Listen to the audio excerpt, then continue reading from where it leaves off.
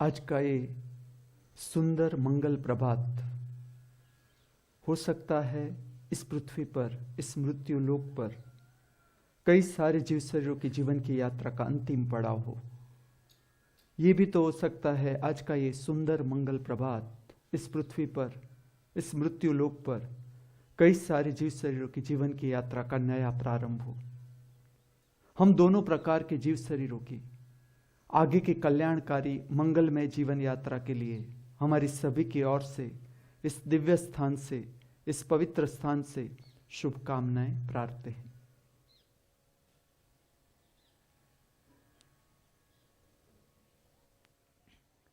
महामृत्यु university तीसरी पाठशाला the school of spiritual science, आत्मिक विज्ञान, जिसके साथ जुड़ा श्राद्ध का विज्ञान, नवरात्रि के रहस्य।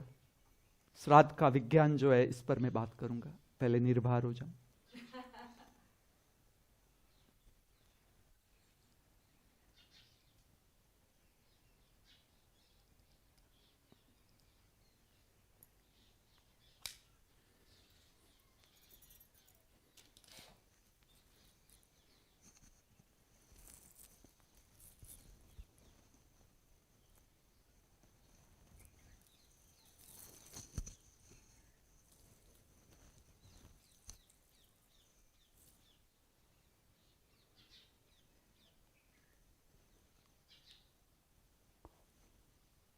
काला रंग मतलब मृत्यु,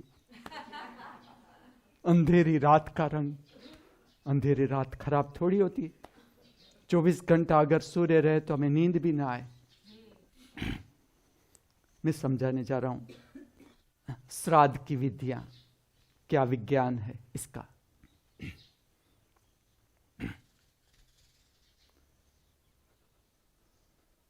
समझ लो कि पहले तो ऐसा जीवन हमें जीना है कि हमें स्पष्ट होना चाहिए कि हमें क्या करना है जीवन में। कि मेरा खरीदना है कि नहीं खरीदना, फोटोग्राफी करनी है कि नहीं करनी, गुरु से प्रेम करना है कि नहीं करना है, गुरु को हफ्ता भेजना है कि नहीं भेजना है। जो कुछ भी हमें करना है स्पष्ट कर लेना है। स्पष्टता मुक्ति का द्वार, स्पष्टता आत्मा का लक्षण। Clarity is the nature of soul, SOUL। धीरे धीरे सीखने लगा। Confusion is the nature of mind, सदा कंफ्यूज, सदा। माइंड मतलब कंफ्यूजन। तो आपको पता कैसे चलेगा कि आप माइंड पर हो या आत्मा में हो? अगर आप क्लियर कट कोई भी जो आपको डिसीजन लेना है कि ये मुझे करना है और करना ही है, पहले तुम्हें स्पष्ट हो जाना है जीवन में किस तरह से काम करना है, वो ठीक से समझो। किस लिए अंतर ध्यान होना जरूरी है? अंतर ध्यान इसलिए होना जरूरी है कि पहले स्पष्ट हो जाना जरूरी है कि मुझे क्या करना है। ठीक से ये बात समझे। जब कृत्य आता है, जब करने का भाव आता है या काम आता है, और जब हम बहिर् जगत में संबंध बनाते, तो एक तो बात यह है कि जो हमें करना है वो तो हमें प्रारंभ कर ही देना है, जिसमें हम किस पर आधारित नहीं है। प्रश्न कहां आता है? जहां हमारा आधार किसी और पर है, वहां से प्रश्न शुरू होते हैं जीवन के। ठीक से समझो इस बात को। जहां मैं अकेला हूं, मुझे करना है, खाली मुझे ही करना है, वहां तक तो ठीक बात है कि चलो हो जाता है कि मुझे करना है तो या तो मैं कर सकता हूं कि नहीं कर सकता हूं, और मुझे मेरी शक्ति से परिचित होना है कि इतना मैं कर सकता हूं और करते जाना है। जीवन को इस तरह से जीना है कि जो भी हाथ में समय है उसका पूरा उपयोग कर लेना है। जब दूसरे पर आधार की बात आती है, यह भी एक बड़ा विज्ञान है, आगे बातें करूंगा इसकी। जो इतनी सारी स्कूल में दे रहा हूं ऐसे ही नहीं दे रहा हूं, ये माइंड के फंक्शन है। जहां भी मैं तुम्हें कहता हूं the school of divine arts, ये तुमसे संबंधित है। ये तुम्हारा जो हृदय चक्र है, भाव का जो जगत है, शरीर है, इसके साथ इस पाठशाला का संबंध है। ये पाठशाला कहीं बाहर नहीं, ये पाठशाला तुम्हारे अंदर है। The school of health and nutrition तुम्हारे अंदर, सारे के सारे आइडिया तुम्हारे अंदर है, लेकिन वो प्रकट नहीं हो पाते। हमारा जीवन ऐसे ही चला जाता है, रूटीन काम में ही हमारा जीवन समाप्त हो जाता है। और जो बात करने जा रहे हैं स्कूल ऑफ स्पिरिचुअल साइंस, श्राद्ध की विधियां, तो जीवन को किस तरह से जीना है, एक तो जिसमें हम स्वयं है, हमें जो करना है वो कृत्य करना प्रारंभ कर देना है, इसके साथ देखते जाना है कितनी क्षमता है मेरी। जहां मेरी अपनी क्षमता है तो ये क्षमता कितनी है। जो धार्मिक क्षेत्र होता है उसके जो काम होते हैं, वहां जो शिष्य रहते हैं, भक्त रहते हैं, वहां कुछ गुरु कभी तुम्हें सुख से बैठने ही नहीं देगा। चकली को लगेगा कि बस अब तो साफ सुथरा हो गया कि मैं तुरंत सीलिंग का प्लानिंग कर दूंगा कि चलो यहां एक सीलिंग होनी चाहिए। मैं कभी तुम्हें शांत बैठने नहीं दूंगा। तुम्हें शांति इसमें से खोज लेनी है कि मैं जो अशांति प्रकट कर रहा हूं उसमें से किस कोने में से शांति ली जा सकती है, और उसको ले ही लेनी है। क्योंकि मेरा प्लान यह है कि जगत की अशांति हमें पहुंचनी नहीं चाहिए। हमारी अशांति इतनी बड़ी हो कि जब तुम जगत में जाओ तुम्हें जगत की अशांति कुछ लगे ही नहीं, इतनी मैक्सिमम अशांति होनी चाहिए। मेरा दृष्टिकोण। अब जहां दूसरे पर जब हम आधारित होते हैं वहां कसौटी शुरू होती है कि वो मेरी बात मानेगा कि नहीं। मुझे यहां सीलिंग करवानी है, हेमंत को कहूंगा, हेमंत कहे नहीं होगा, मैं कहता हूं होगा। तू इंजीनियर है तो भी तुझे नहीं पता, और मैं इंजीनियर नहीं हूं तो भी मुझे पता है कि सीलिंग हो सकती है, कोई बड़ी बात नहीं है इसमें। मैंने ऐसे बहुत से प्रयोग देखे। मटोड़ा में मैं प्रयोग कर रहा था, उसमें क्या हुआ कि एक्सपर्ट की हमने सलाह ली, इसमें प्रयोग बिगड़ गया कि उसे बुलाओ, ये कहता है अभी ये खड्डा इतना बड़ा होना चाहिए।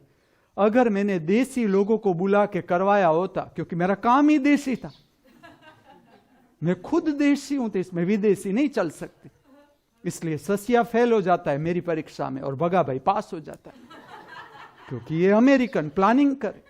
और भगा भाई फिर सीधा डायरेक्ट जोड़ दे, कौन सा पॉजिटिव कौन सा नेगेटिव बाद में नक्की करेंगे, लेकिन लाइट आ जाती है।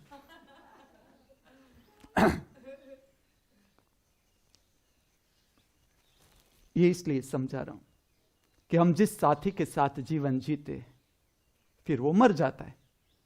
अभी हमें तो बहुत कुछ करना था उसके लिए और वो मर गया। मां के लिए करना था लेकिन समय ही नहीं था, अभी तो पैसा कमाना था। ये बात भी ठीक है कि चलो मां के लिए कुछ करना था, पिता के लिए कुछ करना था। अरे अगर कुछ करे इससे पहले ये चले गए तो इसमें हमारी भूल क्या है? अभी पैसा ही नहीं था मेरे पास, तुम्हें पैसा कमाने में लगा था, धंधा को ठीक करने में लगा था। पूरा टाइम जो था जीवन का वो मैंने धंधे में दिया था। होता है, जीवन यात्रा है, जीवन समझ का विकास है, धर्म समझ का विकास है। प्रत्येक दिन समझ बढ़ सकती है, प्रत्येक पल समझ बढ़ सकती है। पल पल बढ़त समायो, ये राम रतन धन है कि किस तरह से तुम कमाते हो, जीते हो, इस पर आधारित है। मैं ये समझा रहा हूं, चलो मुझे कुछ मां की करने की अपेक्षा है। एक व्यक्ति है, उसे मां की कुछ करने की अपेक्षा है, अब वो कर नहीं पाता। वो उसका कुछ भी कर सके उससे पहले मां चल बसती है, उसकी मृत्यु हो जाती है। अब क्या होगा? उसे तो करना था, मां का करना था। बहुत भावना है, हर एक व्यक्ति के अंदर भावना होती है, हर एक व्यक्ति के अंदर प्रेम है, हर एक व्यक्ति के अंदर अपार प्रेम है, अपार प्रेम। इसका हृदय है, ये सोर्स है, स्रोत है। हर एक का हृदय स्रोत है जहां से अपार प्रेम बह सकता है। लेकिन हम उलझ जाते हैं जीवन की छोटी मोटी प्रक्रियाओं में, हम इतने उलझ जाते कि हमारे पास समय ही नहीं रहता, हमारे पास प्रेम का कोई मूल्य ही नहीं है। कोई व्यक्ति हमें प्रेम करता है उसका कोई मूल्य ही नहीं, इतने हम बिजी हो जाते। मैं ये समझाता हूं कि अगर ऐसी कोई व्यक्ति है जिसका हमें करना था, समय न मिला और व्यक्ति की मृत्यु हो गई, अब भीतर मन रहता है, इच्छा रहती है कि इस व्यक्ति का मुझे करना था, इसकी सेवा करनी थी, दवाई का खर्च जो था तो वो अच्छी हॉस्पिटल में मुझे माँ को ले जाना था, अच्छे डॉक्टर को दिखाना था। सबके भीतर होता है, ये भावना सबके भीतर होती है। कई बार ऐसा हो जाता है कि जो भाव शरीर होता है, जीवन की यात्रा करते करते, बहिर्गामी यात्रा करते करते तुम्हारी बहुत सी संवेदनाएं तुम्हें लगता है कुचली जा रही है, समाज में कोई समझ नहीं रहा है तुम्हारी भावना। ये भी ठीक है, ये भी संसार की यात्रा है, क्योंकि सत्य का अपना प्रागट्य है। जो बहिर्गामी यात्रा है संसार की, वो इसका अपना रूट है, अपना मार्ग है। इसी तरह से अस्तित्व काम करता है, उसमें हम भी थे, हमारी भावना भी थी, लेकिन न हो पाई प्रकट संतोष। हमें संतोष न मिला, हमारी जो भावनाएं थी वो कुचली गई, बाहर के व्यक्तियों ने कुचल दी, ऐसा लगा हमें। और हमें समय न मिला, उस व्यक्ति का कुछ करने का समय न मिला, और व्यक्ति की मृत्यु हो गई। अब इसका डंक भीतर रहता ही है कि इसके लिए बहुत कुछ करना था लेकिन न कर पाए। जीवन की यात्रा है, सबकी अपनी यात्रा है। हमें लगता है ये हमारा बेटा है, यह अज्ञान है हमारा। तुम्हें पता भी नहीं कि तुम्हारा जो बेटा है सच में उसने किस लिए जन्म लिया है, उसकी यात्रा क्या है। जब तुम अपने को जानते हो, समझते हो, डूबते हो, जीवन का सत्य जानते हो, तब पता चलता है कि सच में मेरा जैसा कुछ यहां है ही नहीं। प्रकृति अपना काम कर रही है और सबकी अपनी जीवन की यात्रा है, सबकी।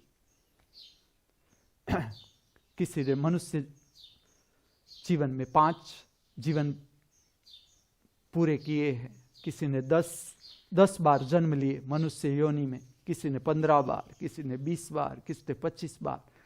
इस तरह से सबकी अपनी अपनी यात्रा है और सब, हर कोई व्यक्ति अपनी तरह से, अपनी ओर से जीवन को समझने की कोशिश कर रहा है कि जीवन है क्या।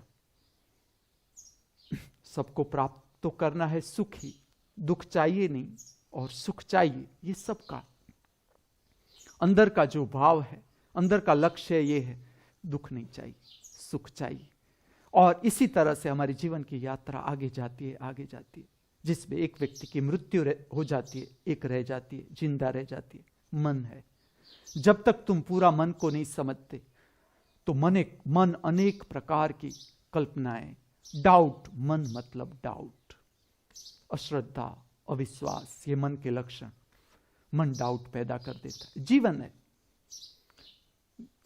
जीवन की यात्रा है, तो इस पे चढ़ा उतराव तो रहेंगे ही रहेंगे, सुख दुख रहेंगे ही रहेंगे, और सुख दुख कोई बार नहीं।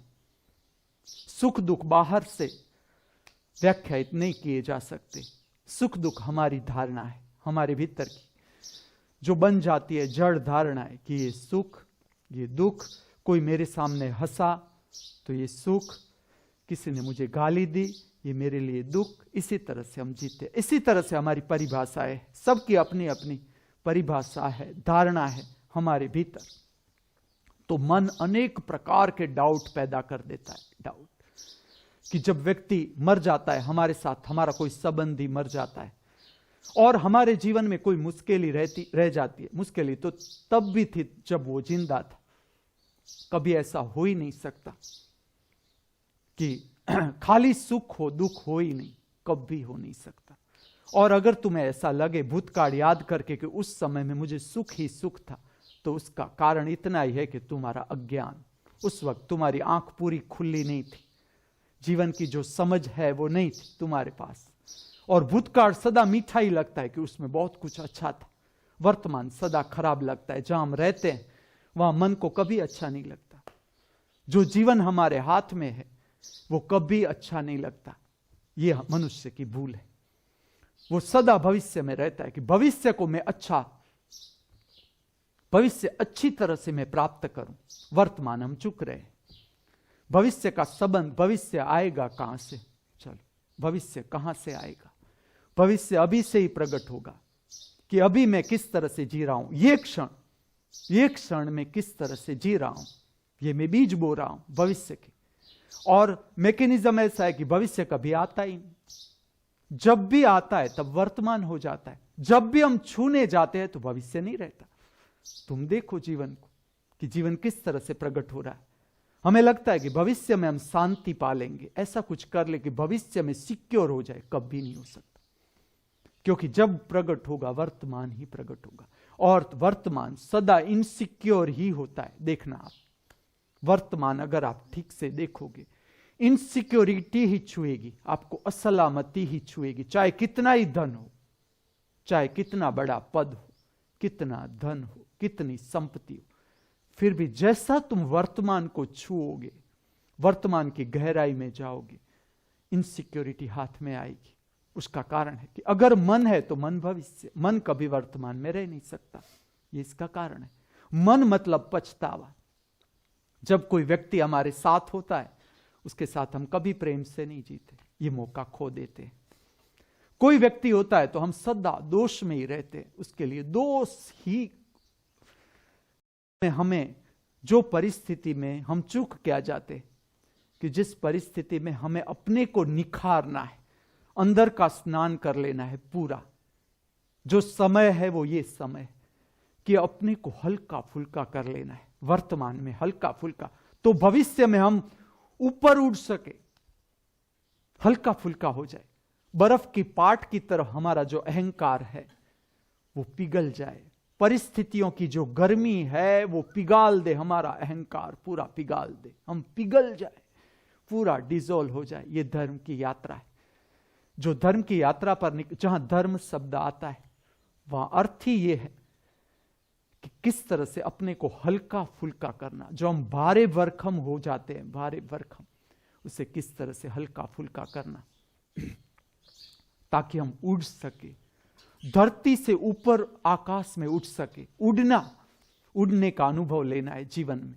सच में अनुभव है, जिसने जाना उसने जाना कि अनुभव है। ऐसा अनुभव है भीतर कि तुम्हें लगता है कि तुम्हारी चेतना इतनी शुद्ध हो जाती है। यही करना है। जो क्रियाकांड है, धर्म के साथ जो जुड़े हुए क्रियाकांड है, उसका लक्ष्य मनुष्य भूल गया है कि क्या लक्ष्य है क्रियाकांडों का। जो विद्या तुम कर रहे हो उसका क्या अर्थ है, मैं स्पष्ट करता हूं। ये विद्या इसलिए है कि तुम्हारा शरीर तुम पूरा शुद्ध कर लो, हल्का फुल्का। तुम्हारा शरीर इस तरह से होना चाहिए, शरीर की तरंगे इस तरह से होनी चाहिए कि तुम्हें लगे भी नहीं कि शरीर है। ये इसकी निशानी है। शरीर से ऊपर उठने की निशानी है कि पता भी न चले कि शरीर है कि नहीं। ये शरीर का स्वास्थ्य है, इसका स्वाद लेना है जीवन में। और जब शरीर तुम्हारा शुद्ध हो जाता है, जितनी भी प्रक्रियाएं हैं, धर्म के साथ जुड़ी क्रियाकांड है, उसका प्रारंभ होता है शरीर की शुद्धि से, कि शरीर शुद्ध होना चाहिए, शरीर की तरंगे शांत होनी चाहिए। अगर मैं तुम्हें कहता हूं कि श्राद्ध में शिखंड खाना है, हर 3 दिन के बाद शिखंड खाना है, किस तरह से शिखंड खाना है, ठीक से समझे इस बात को कि क्यों शिखंड खाना है। चल मैं कहूंगा बिकले को शिखंड नहीं खाना है, चकली को शिखंड नहीं खाना। मैं चाहता हूं समझ का विकास। धर्म का अर्थ ही है समझ का विकास। अगर मैं कहता हूं शिखंड खाना है, किसके लिए, जिसके लिए सूटेबल है, पहले ये समझ लो। मैं कुछ प्रक्रिया इसलिए करवाता हूं ताकि तुम्हारे भीतर समझ का विकास हो, दर्शन की शक्ति बढ़े। विचार नहीं चाहिए अब, और विचार चाहिए तो ऐसे कि जो हमारे कंट्रोल में हो, जो हमारे नियंत्रण में हो। हम कहे स्टॉप मतलब स्टॉप। विचार हमसे ऊपर नहीं होना चाहिए। अगर हम मन को कह दे बस अब शांति से बैठ जाओ, मतलब मन शांति से बैठ जाए। अब हम कह के चलो चालू हो, तो वो चालू हो जाए। इस तरह से हमें मन को ट्रेन करना है। कुछ बड़ी बात नहीं हो सकता है। जब तक किसी ने कहा नहीं था तब तक हमारा ध्यान नहीं था।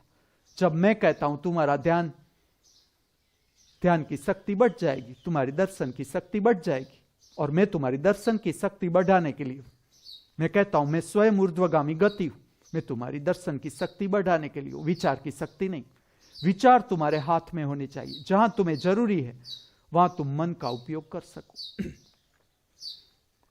तो ये प्रक्रिया समझ लो कि मैं दे रहा हूं कि शिखंड खाना है, या यहां जो भी करवाऊंगा मैं, जो भी, ये इसलिए करवा रहा हूं कि आपको देखना है कि ये जो प्रक्रिया गुरुजी सजेस्ट कर रहे हैं, ये हमारे लिए कितनी सूटेबल है। काफी अनुभव ले लिया, चक्की के पास काफी अनुभव है अब कि क्या कौन सी चीज खानी है, कौन सी चीज नहीं खानी, उसे पता है। फिर भी मन हावी हो जाता है। ये भी समझाता हूं कि क्यों हावी हो जाता है मन। विकले को पता है कि श्रीखंड उसके लिए नहीं है अच्छा, जिसे पता है कि ना मेरे लिए सूटेबल नहीं है ये बात, अगर ये मैं खाऊंगा तो मेरी सांस की तकलीफ बढ़ जाएगी, फेफड़े की तकलीफ बढ़ जाएगी, जिसे पता है उसे नहीं छूनी है, उसे छूना ही नहीं है। क्रियाकांड है किस लिए? मैं तुम्हें कहता हूं क्रियाकांड है तो इसलिए है कि तुम पहले तो अगर मुझे कोई आत्मा पर काम करना है, ठीक से समझो, पहले मुझे मेरी आत्मिक शक्ति को प्रकट करना पड़ेगा। जब तक मेरी आत्मिक शक्ति प्रकट नहीं है, मैं औरों की आत्मा को जानूंगा कैसे? तो आत्मिक शक्ति प्रकट करने की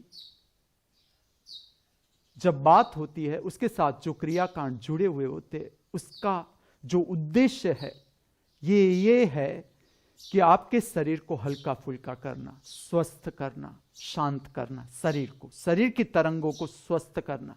ये इसका लक्ष्य है क्रियाकांड का, कि पहले शरीर की तरंगें ठीक होनी चाहिए, शांत होनी चाहिए, प्रसन्न होनी चाहिए। अब किसके लिए श्रीखंड जरूरी है? जिसे सांस की कोई तकलीफ नहीं हो रही, ना उधरस हो रही है, और ये भी कंट्रोल आ सकता है, कोई बड़ी बात नहीं है, कोई बड़ी बात। जो शरीर है वो बहती धारा है, सरिता है शरीर।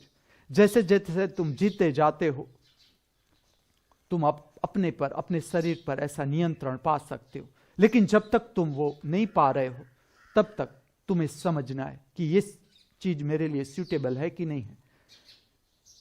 जिसके लिए ऐसी कोई तकलीफ नहीं है कि सांस की तकलीफ नहीं होती है, उधरस नहीं होती है, उसको श्रीखंड लेना है। किसके लिए लेना है? और श्रीखंड किस तरह का? जिस तरह से आप इसमें काजू बादाम डाल के डाले भारे भरकम कर देते हो, ये उत्तम श्रीखंड नहीं है। श्रीखंड किस तरह से होना चाहिए मैं बताता हूं। दूध, उसका दही बना दो, उसमें से पानी निकाल दो, और चीनी, उसे मीठा करो। ये जो समय है, श्राद्ध का समय, जहां गर्मी बहुत है, अब मैं उसका विज्ञान समझाता हूं।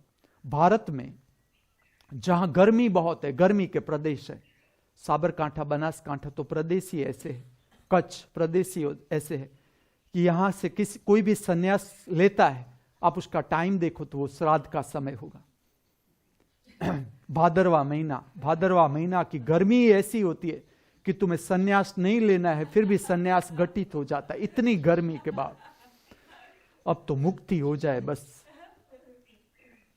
तो भादरवा महीना में, और जहां श्राद्ध है, नवरात्रि में भी मैं कहता हूं 3 दिन में एक बार श्रीखंड। वो श्रीखंड किस तरह का होना चाहिए वो भी कहता हूं, वो भारी भरकम नहीं होना चाहिए। उसमें सूखा मेवा इतना डालो ही मत। मैं तो कहता हूं सूखा मेवा इसमें मत डालो। उसका कारण है, ये दही है। अगर तुम लोगे सूखा मेवा लोगे, जैसे कि तुम ले रहे हो बादाम के भीतर ऑयल है, तेल है, तुम्हारा गला खराब हो जाएगा। मुझे गाने से पता चलेगा। देखो अभी मैं गाऊंगा तो मेरे जो गले में खर्राटी आती है, वो इसलिए आती है कि तुम्हें 1 वाट की श्रीखंड मिलती है। मैं गुरु हूं, मुझे 1 डब्बा मिलता है। मैं तुम्हें कहता हूं 3 दिन में 1 बार खाना है, और यही खाना है, इसी तरह से खाना है श्रीखंड।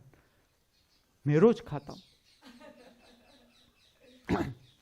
लेकिन हम पॉइंट पर आ जाए, ये भारे भरकम नहीं होना चाहिए श्रीखंड, ये भारे भरकम नहीं होना चाहिए, कुछ भी नहीं। इसमें बादाम कुछ मत डालो।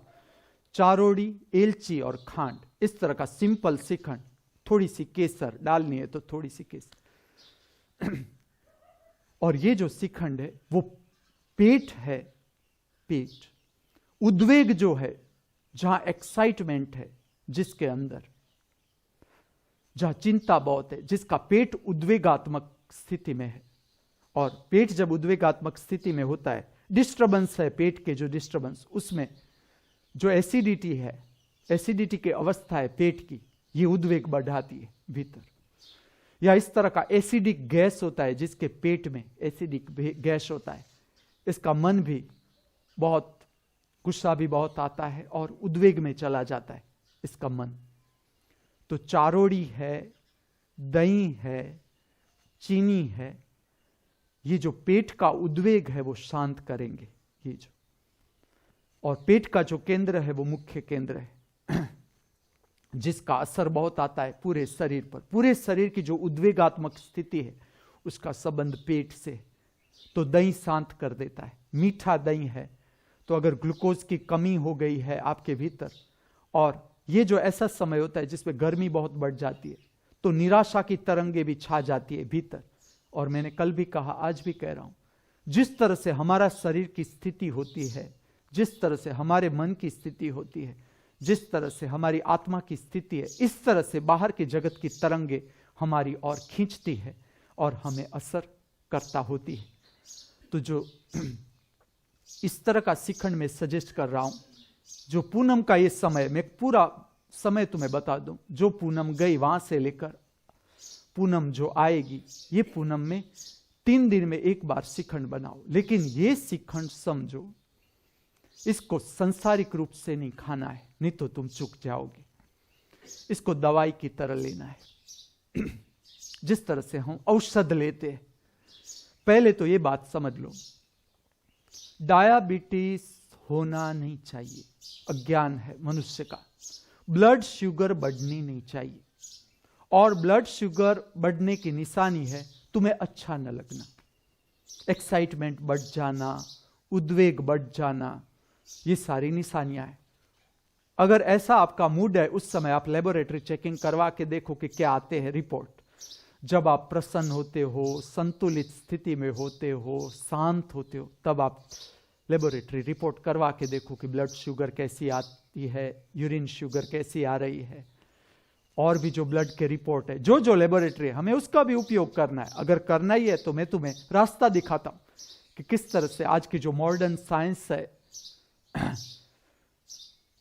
इसकी जो खोज है, उसका किस तरह से हमें उपयोग करना है, इसी तरह से उपयोग करना है। पहले मूड देख लेना है कि मूड कैसा रहता है। मूड अगर आपका प्रसन्न रहता है तो समझ लो आपका शरीर नॉर्मल है। मैं कह देता हूं, चलो मैं आपको लेबोरेटरी समझाता हूं, धर्म की लेबोरेटरी, आपका शरीर स्वयं लेबोरेटरी। आप जान सकते हो कि ब्लड शुगर अगर बढ़ जाती है तो प्रॉब्लम हो जाते, प्रॉब्लम शुरू होना प्रारंभ हो जाते हमारे भीतर। मूड अच्छा न लगना, एक्साइटमेंट लगना, चिंता का होना, भयभीत हो जाना, ये जो सारी स्थितियां हैं वो बताती है कि आपका शरीर ठीक नहीं है। इसमें खास करके आपका जो नाभि केंद्र है वो असंतुलित है, उद्वेगात्मक है। जब चिंता बहुत आ जाती है, भय बहुत लगता है, उसका इतना ही अर्थ है कि आपका नाभि केंद्र संतुलित नहीं है। ये जो शिखंड में सजेस्ट करता हूं, ये किस तरह से है। अगर 1 चमची से आपका काम पूरा हो जाता है तो 1 चमची, 2 से काम पूरा हो जाता है कि जिसमें पेट में एक ठंडक लगे, आपको ठंडक सा लगे, अच्छा लगे पेट में, भारे भरकम न लगे, मूर्छा नहीं बढ़ानी है, ऐसा समझो। जीवन की जो यात्रा, जो अब साधना को महत्व दे रहे, जो अपने को मुक्ति की ओर ले जाना चाहते हैं और ले ही जाना है, जो जीवन हम जी चुके, उससे ऊपर जीवन का अनुभव लेना है। जो जीवन का स्वाद हम ले चुके, उससे स्वाद ऊपर होना चाहिए, उससे ऊर्ध्वगामी दिशा में हमारी गति होनी चाहिए। मैं तुम्हें जान के कहता हूं कि नीचे कोई रास्ता है ही नहीं, तुम भटक जाओगे, तुम्हें फिर से वहीं आना होगा। अगर तुम नीचे गए, वहां कोई रास्ता नहीं। मैं क्यों कहता हूं कि पूरा जीवन शराब में मत खो, नशाकारक पदार्थों में नहीं जाना है, नशा में नहीं रहना है। क्या कारण है इसका? ये कारण है कि अगर तुम्हारा जीवन नशे में ही डूबा, नशे में ही तुमने जीवन को पूरा कर दिया, तो फिर से तुम्हारा जन्म होगा। तुम्हें पहले स्वस्थ स्थिति में आना होगा। पहले अगर तुम्हें ऊर्ध्वगामी दिशा में जाना है तो पहले तो शुद्ध होना पड़ेगा, पूरा शुद्ध होना पड़ेगा। अगर ये जीवन तुम्हें पूरा नशे में बिता दिया, तुम अंधेरे में खो गए, वापिस जन्म होगा, फिर से वही यात्रा, फिर से ऐसा समय आएगा, फिर से तुम्हें शराब पीने की इच्छा होगी या नशेकारक पदार्थों में खोने की इच्छा होगी। नहीं खोना है, इससे ऊपर उठ जाना है, क्योंकि आगे भी यात्रा यहां से ही करनी पड़ेगी, तो इसी जन्म में क्यों न कर ले। और मैं तुम्हें कहता हूं, मस्ती के लिए तुम कुछ भी बाहर से मत खोजो, मस्ती तुम्हारे अंदर है। जीवन को उत्सव में रूपांतरित कर देना है, हो जाएगा। उत्साह से शब्द आया, उत्सव का कोई अर्थ नहीं है कि तुम नाचो गाओ तो ही उत्सव है। मैंने अनुभव किया बिना नाचे गाए भी अंदर इतना उत्साह लगता है, इतना उत्साह। बिना नाचे गाए भी अंदर नाच गाना शुरू ही हो जाता है। बाहर जरूर करो, बाहर जरूर करो, लेकिन मैं उत्सव को गहराई से बता रहा हूं कि जीवन में तुम अनुभव कर सकते हो भीतर कि हां उत्सव है, जीवन उत्सव है। और ये शब्द आता है उत्साह पर से, उत्साह, कुछ नया करने की उमंग, ऊपर उठने का उत्साह। और जीवन की यात्रा में कहता हूं ऊर्ध्वगामी है, ऊपर की ओर है, साधना है, धर्म है। इतने दिव्य पुरुषों के अवतरण हुए इस पृथ्वी पर, और जिस देश में हम रहते हैं, भारत में रहते हैं, अनेक अनेक अवतार, बुद्ध, क्या क्या नाम दे, अनेक दिव्य चेतनाएं प्रकट हो गई। ये सब का सार इतना है, मैं तुम्हें कहता हूं कि जीवन नीचे नहीं जा रहा है, जीवन को ऊपर उठाना है। जीवन जो नीचे खींच रहा है, यह भी एक विज्ञान है कि नीचे की ताकत नीचे की ओर खींच रही है। इसमें से हमें अपने को किस तरह से ऊपर ले जाना है, किस तरह से ऊपर उठाना है, यह मार्गदर्शन हमें मिलता है धर्म से। कि धर्म जो है वो हमें बताता है कि किस तरह से, जिसने जाना वो हमें बताता है कि किस तरह से ऊपर उठना है। तो इसमें जो महत्वपूर्ण बात है वो है शरीर की शुद्धि। शरीर हल्का फुल्का होना चाहिए, आपका शरीर रोगग्रस्त नहीं होना चाहिए। मैं इस तरह का रास्ता नहीं बताऊंगा कि आप खाओ और मांदे पड़ो, मैं उसके साथ नहीं। कि ये होना ही नहीं चाहिए कि अगर आप खाते हो और बुखार आ जाता है, आपको पता है कि मैं ये खाऊंगा तो मुझे बुखार आ जाएगा, फिर भी आप खाते हो, मैं ये खाऊंगा तो मुझे पेट की तकलीफ होगी ही होगी, फिर भी आप खाते हो, मैं इसके साथ नहीं। उसका कारण है कि मैं दो केंद्र ऐसे बताऊंगा। एक है पेट, नाभि केंद्र, इसका श्राद्ध के विज्ञान के साथ संबंध है। एक है पेट, नाभि केंद्र। एक है सेक्स की इच्छा, संभोग की इच्छा, ये पेट से भी नीचे की शक्ति केंद्र। ये जो दो केंद्र है वो ऐसे केंद्र है, ये दो इच्छा है, एक खाना और एक संभोग। तुम्हारे भीतर खाली एक तरंग पैदा हुई कि मुझे खाना है, मुझे भूख लगी है, मुझे खाना है, और खाने के साथ तुरंत लोभ की तरंग शुरू हो जाती है। भरना है, क्योंकि ये भरना है, तुम्हें पता नहीं चलता, लेकिन ये जैसे जैसे तुम मन समझोगे, अपने को समझते जाओगे, पता चलेगा। ये इतनी सूक्ष्म और गहरी इच्छा है कि जैसा तुम्हें भूख लगती है, इसके साथ बाहर की तरंगे तुम्हें घेर लेती है, बाहर की। समझ लो कि अभी मुझे चाय पीने की इच्छा हो, खाली इच्छा कि मुझे चाय पीनी, इसके साथ तुम्हारे भीतर की जो तरंगे होती है वो तुरंत मुझे स्पर्श करना शुरू करती है, तुरंत। या समझो कि हमारे भीतर अगर संभोग की इच्छा शुरू हुई, वातावरण की जितनी भी सेक्स की तरंगे हैं तुरंत तुम्हारा शरीर पकड़ लेती है।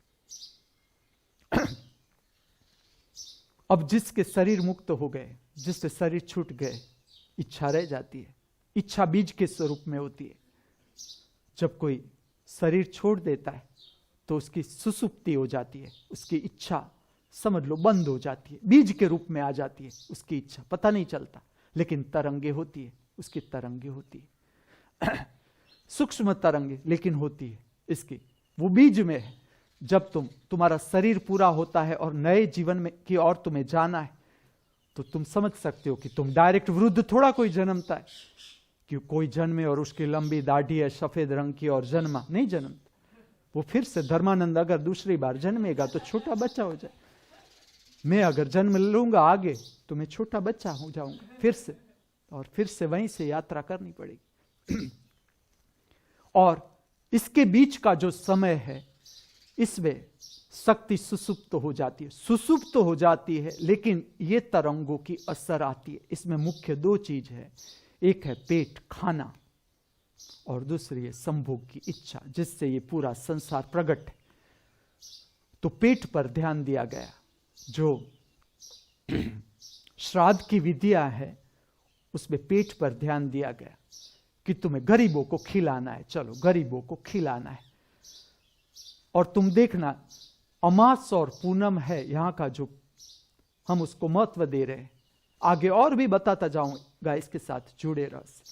तुम अमास और पूनम और उसके आसपास के जो दिन है उसमें तुम खाने की इच्छा को ठीक से देखते जाना, खाने की इच्छा को, जिसे ऊपर की दिशा में जाना है, ऊर्ध्वगामी दिशा में जाना है, इसे ये दो इच्छा ठीक से देखनी। एक खाने की इच्छा है, किसी को दिखाने के लिए नहीं, अपने को पूछना है, अपने को जानना है। और दूसरी संभोग की इच्छा, सेक्स की इच्छा है कि नहीं है, ये प्रत्येक दिन पूछते जाना है। क्योंकि इसके साथ ये दो इच्छा ऐसी है कि जैसे प्रकट हुई आप गिर जाते हो। आप अनेक प्रकार की शारीरिक तरंगे, मानसिक तरंगे और आत्मिक तरंगों से आप गिर जाते हो, यह हावी हो जाती है। जो मैं कहता हूं कि जहां तुम्हें पता है कि ये चीज मेरे लिए नहीं है अच्छी, फिर भी तुम्हें खाने की इच्छा होती है, ये क्या है, चलो ठीक से खोजो ये क्या है। ये तुम्हारी अपनी इच्छा नहीं है। खाली जब तुम खाने बैठते हो तब खाली तुम्हारी अपनी इच्छा काम नहीं करती। और भी तरंगे हैं, अदृश्यमान तरंगे हैं, जिसे हमें डायरेक्ट पता नहीं चलता, लेकिन वो हमें छूती है। क्योंकि उसे अभी प्रकट होना है, उसे शरीर नहीं मिलता है। प्रकट होने के लिए अभी शरीर मिलने को समय है। अभी शरीर वो खोज रही है। ऐसी आत्माएं है कि जिसे अभी शरीर प्रकट करने के लिए वो खोज रही है शरीर। और जब तक उसका शरीर प्रकट नहीं होता है तब तक उसकी तरंगे असर करती रहती है, करती रहती है। और ऐसा हर जो कुछ भी हम करना चाहते हैं, जो कुछ भी, खाली ऐसा नहीं कि खाना और संभोग। समझ लो तुम्हें एक मकान बनाना है, तुम्हें रुपया कमाना है, तुम्हें व्यापार करना है, तुम्हें ध्यान में बैठना है, तुम्हें किसी को मदद करना है, ये हर एक चीज में आत्मिक तरंगे होती है। लेकिन क्रियाकांडों के लिए कुछ स्पष्ट करना पड़ा कि कहां से क्रियाकांड शुरू किया जाए तो व्यक्ति को मदद मिल सकती है। जो व्यक्ति अभी पूरा जागा नहीं, क्रियाकांड किसके लिए होता है? क्रियाकांड उसके लिए होता है जिसकी अपनी समझ नहीं है, जीवन की अपनी समझ नहीं है, जो इतना तैयार हो गया कि अब दुख आए तो आए, दुख क्या बिगाड़ लेगी मेरा, दुख कुछ नहीं बिगाड़ सकती। ये हम दुख को ठीक से जानते नहीं, इसलिए डरते हैं, दुख से डरते हैं, बहुत सी बातों से डरते हैं। क्योंकि अगर हमारा बच्चा है और अगर वो हॉस्पिटल में है तो हर एक माँ बाप चाहता है कि ना वो अच्छा हो जाए।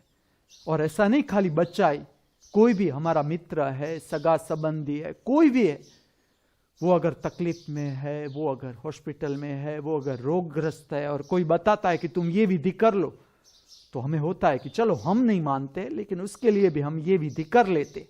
ये भाव होता है हमारा, इसके लिए ये भाव होता है। तुम्हें पता नहीं, तुम्हारा जो भाव काम करता है, सच में जो तुम्हारा प्रेम काम करता है, भाव काम करता है, इसके आगे क्रियाकांड कुछ भी नहीं। जो तुम्हारा प्रेम काम कर सकता है, जो तुम्हारा भाव काम कर सकता है, जो तुम्हारी भाव की शक्ति काम कर सकती है, उसके आगे एक भी क्रियाकांड कुछ भी नहीं।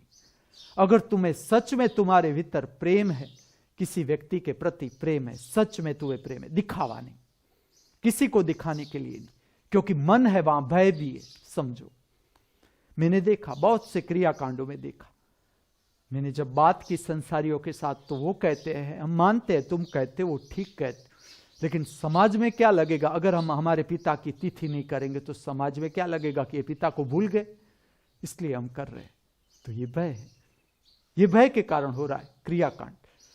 अगर तुमने सच में प्रेम किया है, किसी व्यक्ति को तुमने सच में प्रेम किया है, हृदय से प्रेम किया है, और वो शरीर छोड़ जाता है, कोई जरूरी नहीं कि तुम क्रियाकांड करो, उसके लिए करो, तुम्हारी मर्जी, न करो तो तुम्हारा जो प्रेम है उसके प्रति वही काफी है। ये तो तुम जानते नहीं, तुम्हारा प्रेम, तुम्हारे प्रेम की जो शक्ति है तुम्हें विश्वास नहीं, तुम्हारे प्रेम की शक्ति पर तुम्हें विश्वास नहीं, तुम्हारे भाव की शक्ति पर तुम्हें विश्वास नहीं। तो ये मार्गदर्शन है, धार्मिक मार्गदर्शन सबके लिए होता है कि चलो जिसने जान लिया जान लिया, लेकिन जिसने नहीं जाना वो किस तरह से काम करेगा। मृत्यु दो प्रकार की हो जाती है संसार में। एक ऐसी मृत्यु घटित होती है कि धीरे धीरे उसमें वक्त मिलता है, व्यक्ति को वक्त मिलता है, समझ लो कि वो बीमार है तो भी उसके पास सोचने का समय होता है, समय मिलता है उसे कि मैं बीमार हूं, मेरी बीमारी अच्छी नहीं होगी, मेरी मृत्यु हो जाएगी, अब मैं रह नहीं पाऊंगा। होता है कि डॉक्टर जाहिर कर देते हैं अब तुम्हारे पास बहुत समय नहीं है, कैंसर ये सॉल्व नहीं हो सकता, तुम्हारा ब्लड कैंसर है, अब सॉल्व नहीं हो सकता, तुम्हें जो कुछ करना है तुम कर लो। कई लोग मैंने ऐसे देखे कि जो बाकी का समय है, कोई कश्मीर चला गया कि नहीं नहीं हम घूम लेते हैं, कश्मीर देखना है मुझे, मैं कश्मीर चला जाता हूँ, मैं काशी चला जाता हूँ। ऐसा जो भी जिसका भाव है वो पूरा कर लेते हैं कि बस अब इतना ही समय, 3 महीना मेरे पास है जीने का, तो मैं जी लूं, अब मरना ही है तो जो मुझे करना है मैं कर ही लूं। तो इसी तरह से वो पूरा कर लेता है, उसके पास समय मिलता है।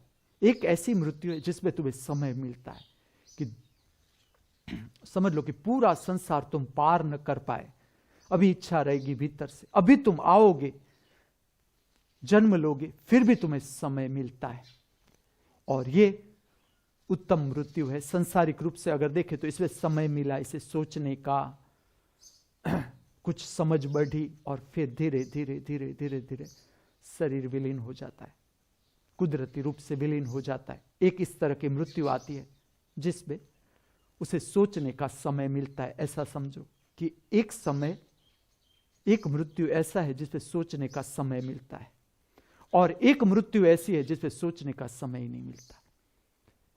कि एक व्यक्ति जा रहा है कार में, वो अपने स्वप्न में ये करूंगा, यहां पहुंचना है, पत्नी को मिलना है, पति को मिलना है, बच्चे को स्कूल में से लेना है, उसको घर पहुंचाना है, ऐसे बहुत बहुत विचार आ रहे हैं। अब ये धंधा करना है, लोन लेनी है, ये करना है, वो अचानक एक्सीडेंट हो जाता है और उसके शरीर छूट जाता है, उसमें उसका दर्शन की क्षमता नहीं रहती, उसे समय मिलता ही नहीं, सोचने का समय नहीं मिलता, उसकी समझ अपरिपक्व रह जाती है, बीच में शरीर छूट जाता है। तो जो धर्म का मार्गदर्शन है वो तो हर एक के लिए, हर एक के लिए।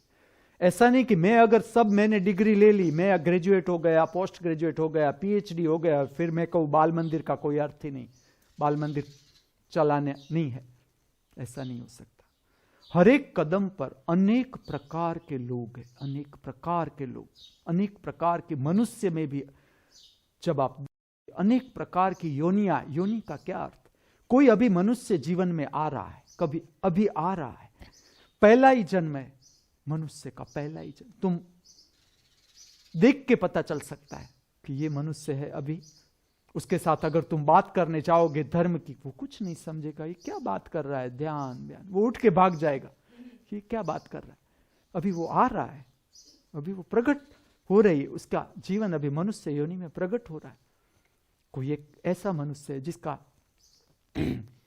अनेक जन्म हो चुके, जिसने धंधा का भी अनुभव ले लिया, जो कुछ करना था, जो उसे बनना था, कोई जन्म में उसे राजा बनना था तो वो राजा भी बन गया, वजीर बनना था वजीर बन गया, रानी बनना था रानी बन गया, राजकुमार बनना था राजकुमार बन गया, सारे के सारे धन इकट्ठा करना था धन इकट्ठे कर लिए, संपत्ति को जो मौज मजा करनी थी संसारिक मौज मजा कर ली, एक ऐसा पूरा अनुभव ले लिया, जीवन का पूरा अनुभव ले लिया। ऐसे व्यक्ति के साथ तुम बैठोगे तो तुम उसमें त्वरा नहीं पाओगे, तुम ऐसा नहीं पाओगे कि उसे कुछ अभी बाहर से कुछ खोज रहा है, कुछ उसे मिल जाए तो कोई पद खोज रहा है, प्रतिष्ठा खोज रहा है, पैसा खोज रहा है, कुछ भी नहीं खोज रहा है, ये पूरा हो गया। लेकिन ये हमें अपने को जानना है, समझना है कि हमारे भीतर कौन सी वृत्ति और कौन सी इच्छा काम कर रही है। और इस तरह से मनुष्य, हर एक मनुष्य अपना जीवन जीता है और उससे मार्गदर्शन की जरूर पड़ती है। अनेक प्रकार के मृत्यु हो जाते, अनेक प्रकार ऐसे ऐसे मृत्यु भी हो जाते कि कई बार संपत्ति के लोभ में मनुष्य ऐसा आ जाता है कि अपने भाई को जहर दे सकता है, अपनी पत्नी को जहर दे सकता है, ऐसे कृत्य भी कर सकता है। लोभ में बेहोशी में कोई भी ऐसा कृत्य कर सकता है, उसे पता भी नहीं है, उसे पता नहीं है कि उसके शरीर द्वारा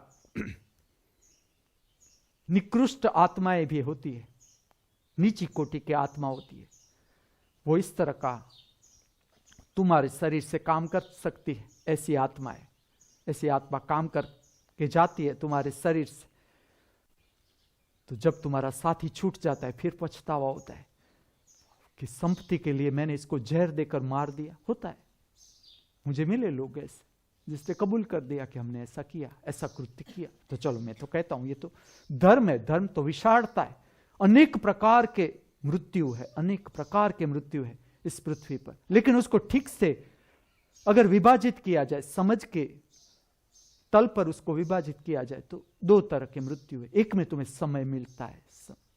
मैं तो कहता हूं कि पुराने समय में इस तरह के युद्ध थे कि जब एक योद्धा आता है, अपने दुश्मन को मारने के लिए आता है, उसे डायरेक्ट नहीं मारता। जो सच में वीर था एक समय में, एक बात करता हूं, एक समय में जो सच्चे वीर थे, अगर मारने के लिए आए, दुश्मन को मारने के लिए आए, तो वो डायरेक्ट नहीं मारते थे। उसे भी चांस देते थे कि उठाओ तुम्हारी तलवार, तुम लड़ो मेरे साथ, मुझे तुम्हें मारना है। सामने भी योद्धा है, जो सामने खड़ा है वो भी योद्धा है।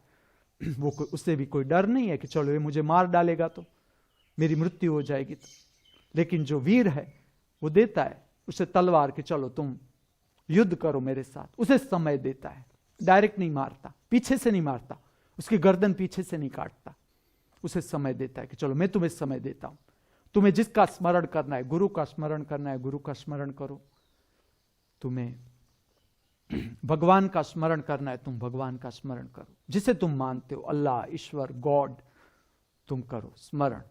उसको काफी समय देता है और फिर उसे मार देता है। इसमें समय मिलता है, आगे की गति के लिए समय मिलता है। और एक ऐसी मृत्यु है जिसमें समय नहीं मिलता। जहां तुम्हें समय नहीं मिलता वहां तुम्हारी शरीर की शक्ति तितर बितर हो जाती है।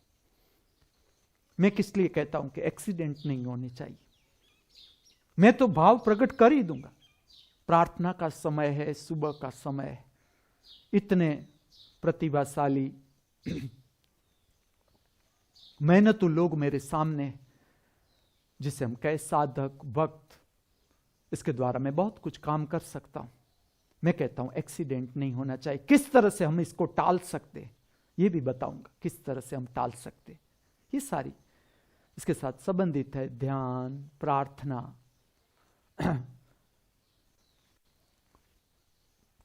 जो ऊर्ध्वगामी कार्य है, जो हर एक इंसान के कल्याण के लिए जो कार्य है, धार्मिक कार्य, इस तरह के कार्य की जो तरंगे हैं, ये पृथ्वी पर जो एक्सीडेंट हो रहे हैं वो टलने चाहिए। एक्सीडेंट से जो मृत्यु हो रही है वो टालनी है, हमें टालनी है। जो ड्रग्स की ओर जा रहे हैं, जो लोग ड्रग्स की ओर जा रहे हैं, हमें उसके लिए ऊपर की ओर रास्ता करना है, स्पष्ट रास्ता करना है। मैं तुम्हें स्पष्ट कहूंगा कि जहां तुम्हारी विद्युत तितर बितर हो जाती है, मृत्यु के समय दरमियान तितर बितर हो जाती है, तो तुम्हारा आगे का जन्म जो होता है वो उद्वेगात्मक होगा। तुम्हारा जन्म, एक तो शरीर ठीक नहीं बनेगा, तुम्हारा शरीर जो है उसका स्वास्थ्य ठीक नहीं होगा, क्योंकि तुम्हारी भीतर की तरंगे तितर बितर हो जाती है, शक्ति केंद्र होते हैं वो असंतुलित हो जाते हैं। जिस संतुलन में नए शरीर को जन्म लेना है उसमें संतुलित अवस्था होनी चाहिए भीतर। इसलिए मैं कहता हूं यह जन्म आपको बिगाड़ना नहीं है, कितना ही कठिन लगे तुम्हें, कितना ही कठिन लगे। एक तो आत्महत्या के लिए सोचना नहीं है। विचार आएंगे, आ जाते हैं कि अब कुछ एक हद तक आ सकते हैं, वो भी मैं कहूंगा कि एक हद तक तुम्हें आत्महत्या के विचार आ सकते हैं, लेकिन आत्महत्या नहीं करनी है। एक्सीडेंट टालने हैं हमें। नशाकारक जो पदार्थ मनुष्य ले रहा है उसे स्पष्ट पता होना चाहिए कि ये योग्य नहीं है, कि अगर तुम अंधेरे में ले जाओगे अपने शरीर को, फिर से तुम्हें उतनी मेहनत करनी पड़ेगी, आगे भी मेहनत करनी पड़ेगी। कब तक तुम नीचे गिरते रहोगे? कब तक तुम खाई में कूदते रहोगे, फिर ऊपर आओगे, फिर खाई में कूदते रहोगे, फिर ऊपर आओगे, फिर खाई में कूदोगे, फिर जन्म जन्म चले जाएंगे। नहीं होना चाहिए। तुम्हें ऊपर उठना है, चाहे कितना ही मुश्किल लगे। मुश्किल है, ऊपर का मार्ग मुश्किल भी है, अंधेरा छा जाता है, ऊंचाई है, बहुत से प्रश्न आ सकते हैं तुम्हारे सामने। ऐसा लगता है ऊपर नहीं उठना है, इससे तो नीचे ही ठीक है। नहीं है नीचे कोई ये तुम्हारा पड़ाव है, या तो ये तुम्हारी आखिरी मंजिल नहीं है, इससे ऊपर उठ जाना है।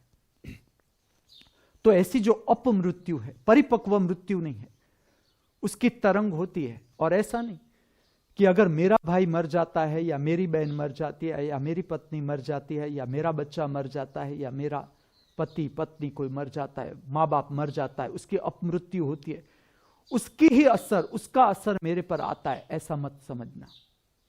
ये तुम्हारी समझ की परिपक्वता नहीं है, तब तक तुम श्राद्ध खाली संकुचित अर्थ में करते हो। श्राद्ध का अर्थ है समझ का विकास, कि ऐसी घटनाएं जहां भी बनती है, समझ लो कि एक कुत्ता भी एक्सीडेंट हो जाता है, इसका अर्थ है कि कुछ नकारात्मक ऐसी तरंगे हैं, आत्मिक तरंगे हैं, जो तुम, कोई ऐसा नहीं होता कि जिसे छूती नहीं ये तरंगे। जिस तरह से सूक्ष्म जीव है, बैक्टीरिया है, वायरस है, फंगस है, तुम्हारा शरीर जैसे विक होता है, इसके साथ ये जो बैक्टीरिया है, फंगस है, वायरस है, वो डेवलप होते हैं और तुम्हें रोगग्रस्त अवस्था में तुम्हारा शरीर आ जाता है। इसी तरह से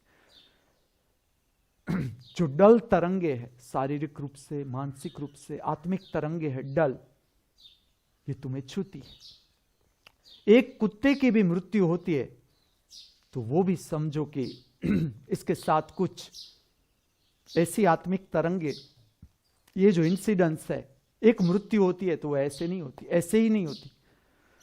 मृत्यु को घटित होने के लिए एक शक्ति को ठीक से अरेंज होना पड़ता है, तब उस प्रकार की मृत्यु होती है। और जहां एक्सीडेंट हो जाता है, किसी का भी एक्सीडेंट, चाहे वो प्राणी मर जाता है, चाहे मनुष्य मर जाता है, तो वहां जो डल तरंग है, आत्मिक तरंगे है, जो डल है, नकारात्मक तरंगे है, हेवी तरंगे है,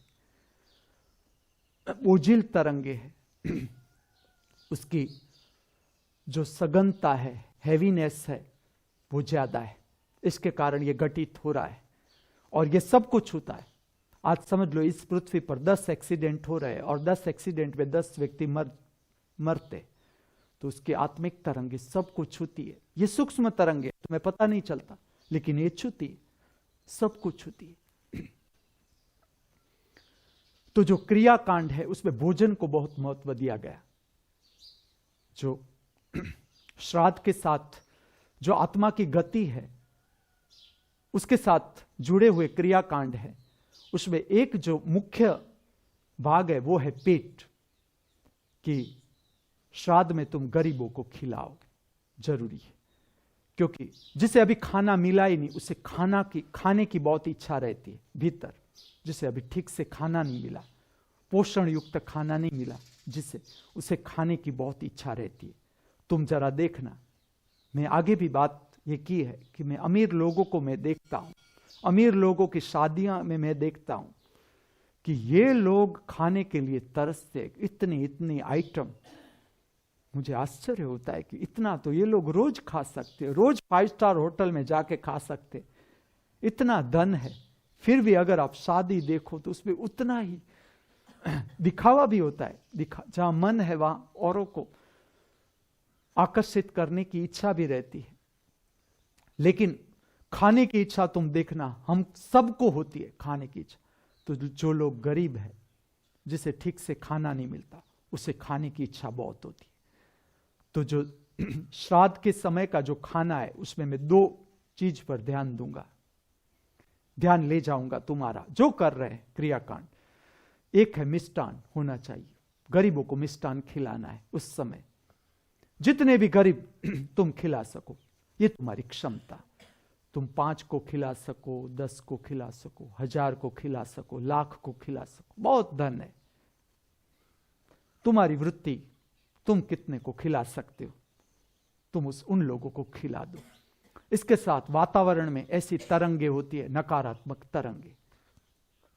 जब उसे ठीक से भोजन मिल जाता है, जब गरीब लोग हैं जिसे खाना नहीं मिलता है, वो ठीक से अगर भोजन ले ले, ये जो सारे धार्मिक स्थान है इसके साथ संबंधित ये विधिया है कि धार्मिक स्थान पर लोग आ सकते हैं, गरीब लोग आ सकते हैं। क्योंकि अगर घर है तो घर में तो हम पूरी झोपड़पट्टी के लोगों को बुला नहीं सकते कि चलो तुम आओ और मेरे घर खाना ले लो, नहीं हो सकता। लेकिन जहां विशाल धर्म क्षेत्र है वहां आ सकते हैं, सब गरीब आ सकते हैं और खा सकते हैं।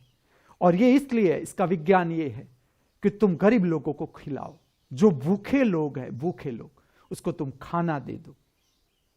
अगर वो खाना ठीक से खा लेंगे तो जो आत्मिक तरंगे, सुसुप्त आत्मिक तरंगे हैं, जो इच्छा है, जो मैं इच्छा समझाता हूं, सांस उच्छ्वास की इच्छा, इच्छा मुख्य यहां भटकती है और कहीं नहीं है।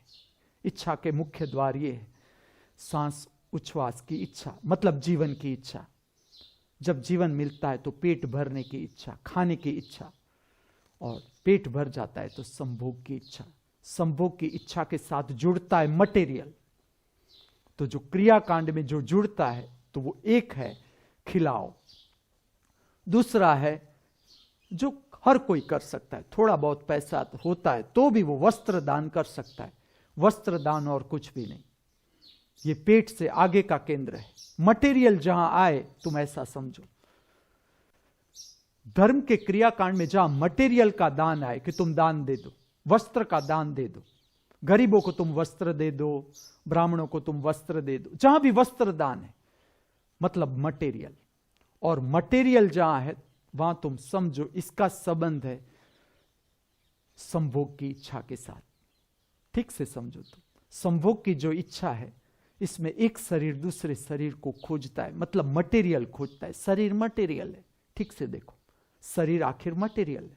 और जब संभोग की इच्छा होती है तो उसके साथ मटेरियल की भी इच्छा रहती है तुम्हारे भीतर। वस्त्र की इच्छा, संपत्ति की इच्छा, धन की इच्छा, पद की इच्छा, प्रतिष्ठा की इच्छा, ये इसके साथ जुड़ जाती है, पता नहीं चलता। लेकिन जैसे तुम तुम्हारे संभोग की वृत्ति को ठीक से समझते जाओगे, सेक्स की इच्छा को ठीक से समझते जाओगे, दर्शन करते जाओगे, तिरोहित हो जाएगी। तुम्हारी दर्शन की क्षमता पर है। तुम्हारी दर्शन की क्षमता बढ़ी कि तुम्हारी जो पेट की वृत्ति होती है वो शांत हो जाती है। जितना शरीर के लिए जरूरी होता है उतना ही तुम भोजन लेते हो, क्योंकि इससे आगे तुम भोजन लोगे तो हैवी हो जाता है, मांदगी शुरू हो जाती है, शरीर की हैवीनेस पैदा हो जाती है। और जैसे जैसे तुम दर्शन की क्षमता बढ़ती है, संभोग की क्षमता समाप्त हो जाती है, तुम्हारी शक्ति ऊर्ध्वगामी हो जाती है। मैं ये समझा रहा हूं मटेरियल का दान है। तो जो व्यक्ति मर गया तुम्हें पता चल सकता है, व्यक्ति को देख के पता चल सकता है कि ये दो केंद्र से इसकी शक्ति ऊपर उठी है कि नहीं उठी है। और सब अपने को तो देख ही सकते हैं, और देखना ही है, रोज रोज देख लेना है कि संभोग की जो वृत्ति है अभी तक मुझ में है या मैं उससे पार हो गया, सेक्स की वृत्ति से ऊपर उठ गया या अभी है। जिसे मुक्ति खोजनी है, मुक्ति पानी है, समझनी है, उसे रोज देख लेना है कि 24 घंटे में मैं ऐसा कहता हूं कि 3 दिन अगर तुम ऑब्जर्वेशन करो, 72 आवर्स, और संभोग का एक भी तरंग तुम्हें छुए नहीं, तो तुम समझ लो कि तुम्हारी शक्ति शुद्ध हो गई।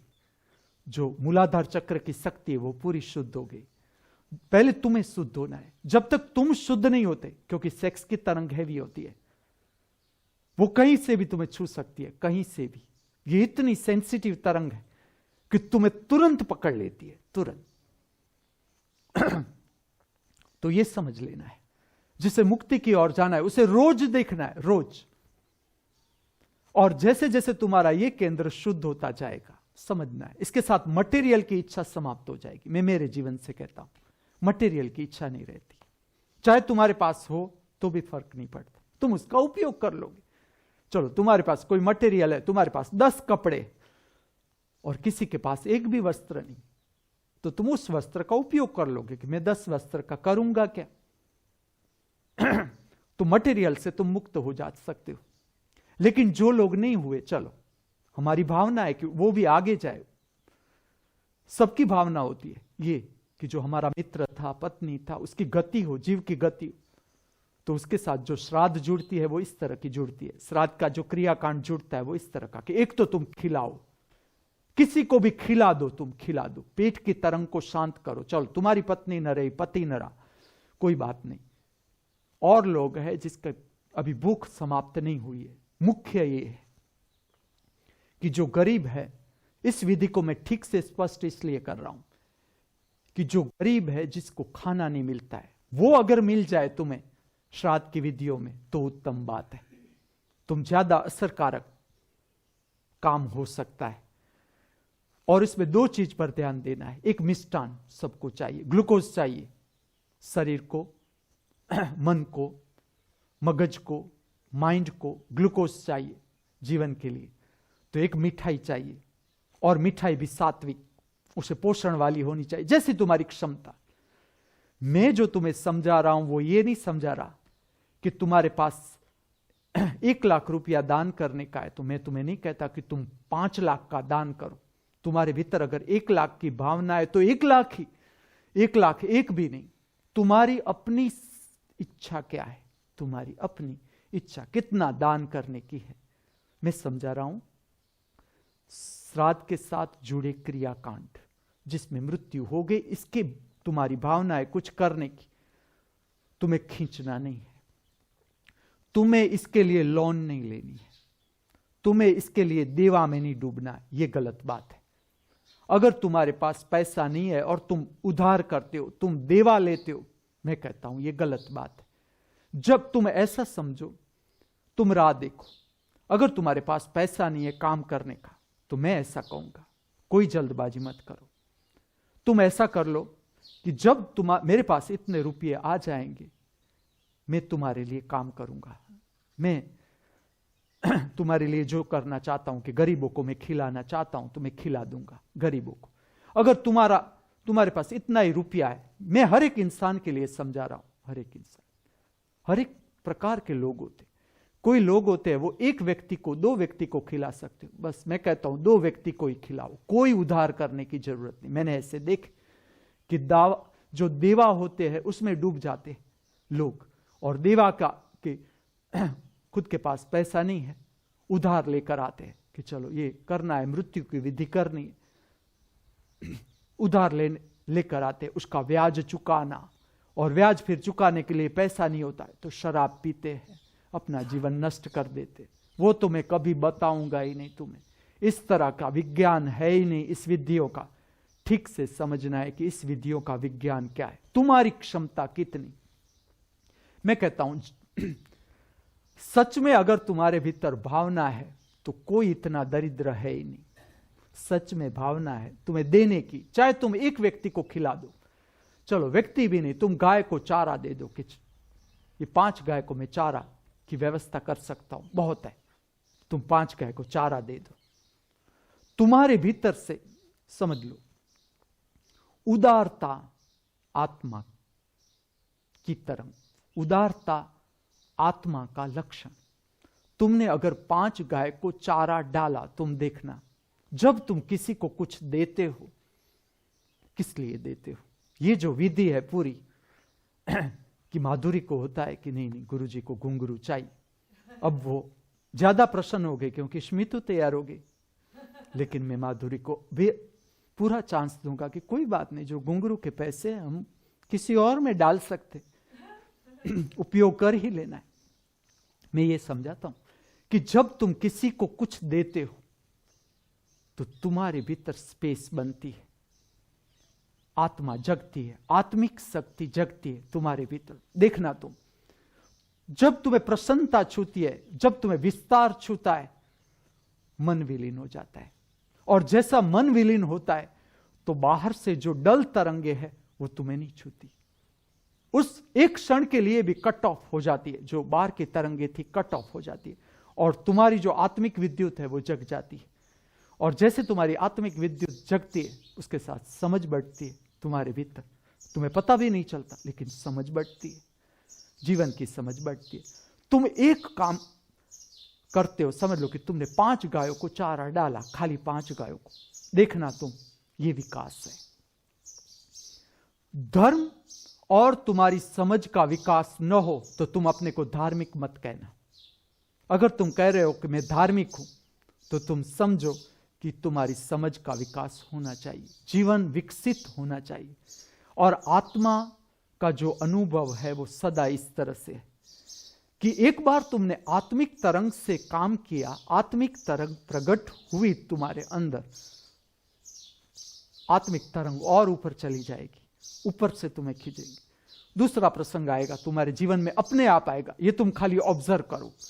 श्राद्ध तो खाली एक समय है, कुछ अवसर है, ऐसा समझो, सिखाने का एक अवसर है कि जो लोग अभी कुछ भी परिचित नहीं, उसे थोड़ा थोड़ा थोड़ा परिचित करो, थोड़ा थोड़ी दान दक्षिणा, थोड़ा उसमें उदारता की तरंग को प्रकट करने का मार्गदर्शन दो। ये खाली समय है, जीवन कोई राह नहीं देखता कि श्राद्ध है कि नहीं है।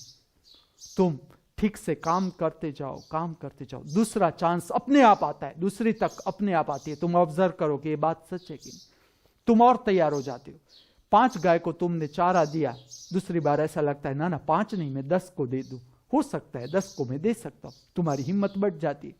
हिम्मत आत्मा का लक्षण, अभय अवस्था आत्मा का लक्षण, भय विलीन होता जाता है धीरे धीरे। और ऐसा होता है कि जब तुम और जीवों के लिए काम करना शुरू करते हो, और जीवों के लिए, प्रतिष्ठा के लिए नहीं, ऐसा नहीं, ये ठीक से सब कोई जान सकता है, हर कोई जान सकता है कि अगर मैं गरीबों के लिए व्यवस्था करता हूं कि गरीबों को खाना मिलना चाहिए, तो मुझे ठीक से देख लेना है कि इसके पीछे ऐसा तो भाव नहीं है कि परमात्मा हिमांशु का नाम बढ़ता जाए।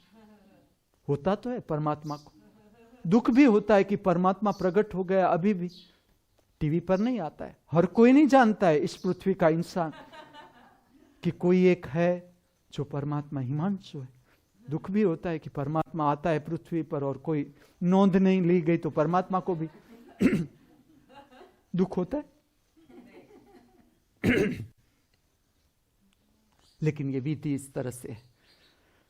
और जब आत्मिक तरंग प्रकट हो जाती है, फिर डर किसका, फिर तुम चैलेंजिंग हो जाते हो। सागर कल मेरे पास रो रहा था कि तुम्हें पहले से मुझे कहना था ना कि मुझे धन कमाना पड़ेगा, तो अभी क्या तू गरड़ा हो गया? अभी मैं भी कमा सकता हूं, चल अगर मैं नक्की करूं कि ना इसमें गुरु में इतनी इनकम नहीं है, मुझे कुछ और करना, दुकान पर भी बैठ सकता हूं और कमलू के साथ भी मैं जुड़ सकता हूं कि चल तेरे चाय के धंधे में मैं आता हूं, देख कैसे मुनाफा बढ़ता है। परमात्मा सब कुछ जानता है कि मुनाफा किस तरह से बढ़ता है, किस तरह से बढ़ता है। आगे की दिव्यवाणी में स्वस्थ शरीर में शरीर को छोड़ने की महाकला हर एक व्यक्ति जान सके, इस प्रार्थना के साथ, इस भावना के साथ, मुझसे जो बोला, आपसे जिसने सुना, उस परम दृष्टा स्वरूप, परम साक्षी स्वरूप परमात्मा के चरणों में मैं मेरा वंदन अर्पण करता हूं। मेरा वंदन स्वीकार करे। अस्तु।